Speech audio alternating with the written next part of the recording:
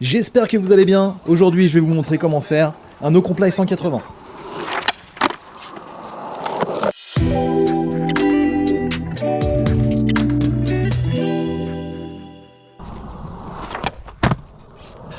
Il fait beau, j'ai mis le chapeau, c'est le jour du tuto. Alors j'ai déjà fait une vidéo sur le no comply 180, ça remonte à un petit moment déjà, mais c'était pas un tuto, c'était une vidéo sur mon apprentissage, et bon, comme ça restait quand même très fragile, je me sentais pas forcément légitime de faire un tuto. Mais voilà, là ça y est, je l'ai dans les pieds depuis quand même pas mal de temps, donc je vais pouvoir vous montrer toutes les étapes pour y arriver. Alors avant de faire le tuto, je voulais revenir sur 2-3 points concernant le no comply. Alors je ne reviendrai pas sur la mauvaise image qu'a traîné le no comply pendant des années, notamment dans les années 90, parce que ça, j'en avais déjà pas mal parlé dans ma première vidéo.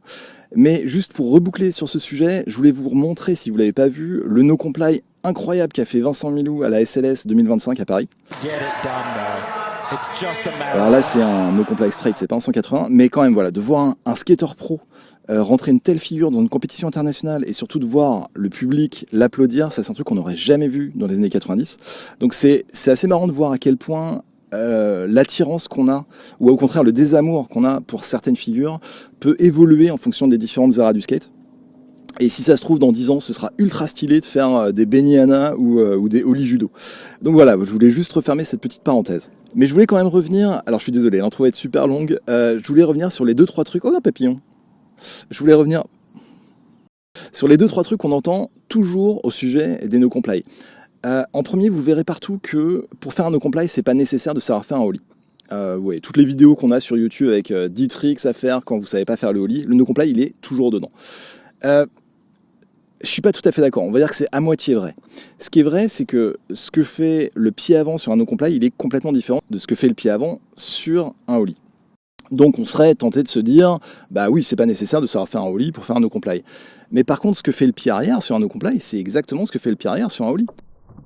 Cette technique de venir claquer le tail et tout de suite après enlever le pied pour permettre le rebond de la board, ça c'est quelque chose qu'on a quand on a acquis le ollie. Et si vous l'avez pas, vous allez quand même pas mal vous galérer sur le no comply. Donc pour moi, le ollie, c'est un prérequis au no comply, contrairement à ce que vous verrez partout sur YouTube.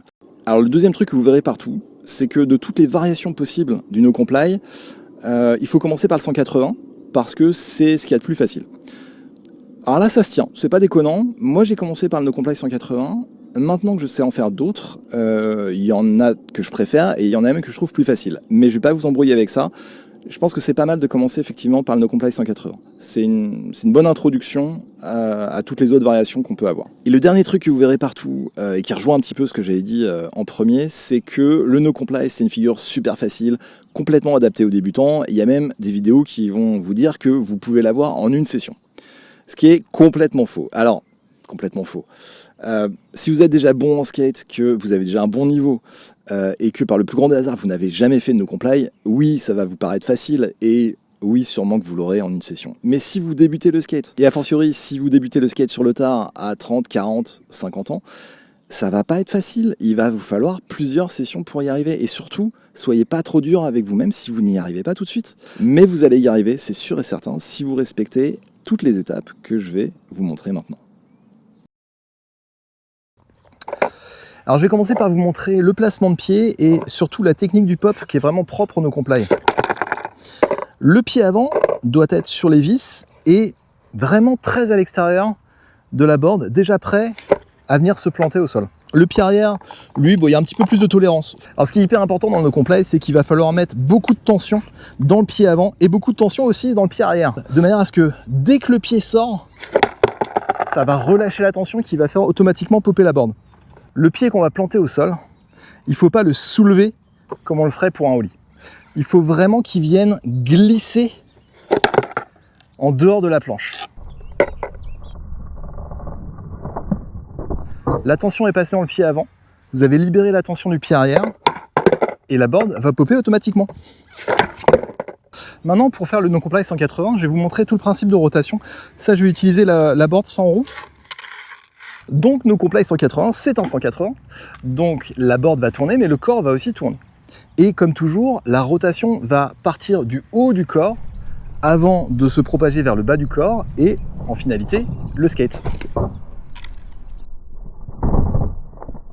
Donc on va commencer par faire d'abord une compression et une contre-rotation dans le sens opposé. Évidemment, j'ai oublié de dire ça dans l'intro, qui était déjà super longue. Le no comply 180, quand on précise pas, c'est qu'il va se faire en frontside, dans le dos. Sinon, on préciserait que c'est en backside. Et d'ailleurs, le backside est super difficile à rentrer. Donc vous posez pas la question, si vous voulez apprendre le no comply 180, faites-le en frontside. Donc, compression, contre-rotation en backside, et la décompression va se faire en même temps que la rotation en frontside qui part du haut du corps. Le pied, vous allez essayer d'aller le planter loin devant et surtout très très ouvert. De manière à écarter les jambes parce qu'en finalité, la board va passer entre les jambes. Donc vous allez bien prendre appui sur le pied que vous avez planté au sol et vous allez juste accompagner la board pour finir votre rotation. Hop, comme ça. Votre pied qui était planté, qui est maintenant devenu le pied arrière, il a toujours de la tension, il a toujours de l'appui. Et maintenant, il va falloir shifter les appuis pour retrouver de l'appui sur ce qui est devenu maintenant votre pied avant. Et quand vous êtes en tension, en appui, vous n'avez plus qu'à remettre le pied arrière sur le skate. Et vous avez fait un no comply 180.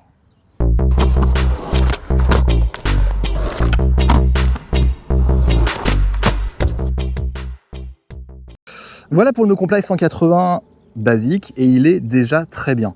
Mais il est un petit peu limité parce que il se fait en deux temps. On pose le pied et après on replaque. Ça manque de fluidité et surtout ça va vous bloquer dès que vous allez vouloir prendre un petit peu de vitesse. Et pour intégrer un no comply 180 dans une line, il va falloir dégager le pied qu'on a planté alors que la board est encore en l'air et qu'on n'a pas replaqué. Alors la différence peut paraître subtile, mais c'est pas facile, je vais pas vous mentir, ça va vous demander pas mal d'engagement. Moi j'ai mis du temps à l'avoir, mais je suis sûr que vous allez y arriver. Ce que je vais faire par contre, c'est que je vais mettre la caméra à l'ombre, parce que là elle est en plein soleil, et c'est pas ouf. D'ailleurs, je vais même enlever le chapeau. Hop. Donc c'est vrai que si vous voulez aller un peu plus loin, ça va vous demander de l'engagement, et c'est là que je vais vous parler des protections, parce que j'en avais pas encore parlé. Moi je me suis pris des sacrées zipettes pendant mon apprentissage du no comply, donc je vous conseille vivement de mettre des protections. Alors protège coude, protège poignet, moi je les ai pas pris aujourd'hui, mais ce serait peut-être pas mal aussi protège poignet. Voilà, donc vous allez faire exactement ce que je vous ai montré là, sauf que le petit truc en plus, c'est que la jambe que vous allez planter au sol, vous allez en plus faire une compression avec. Et c'est lorsque vous allez faire une décompression que vous allez pouvoir sauter sur votre skate.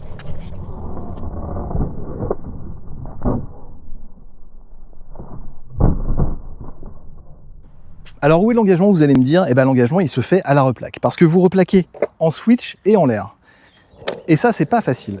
Mais il y a un petit exercice qui peut vous aider, c'est de travailler uniquement la replaque en switch pour être sûr d'avoir les bons appuis. Donc vous mettez le skate au sol devant vous, et puis vous prenez votre appui sur le pied arrière, et vous faites la replaque, pied avant, et après pied arrière. Voilà, n'hésitez pas même à mettre un petit peu de vitesse, ça va vous aider. Si vous arrivez à bien gérer cet exercice, vous arriverez à faire des belles replaques en switch pour le no comply 180.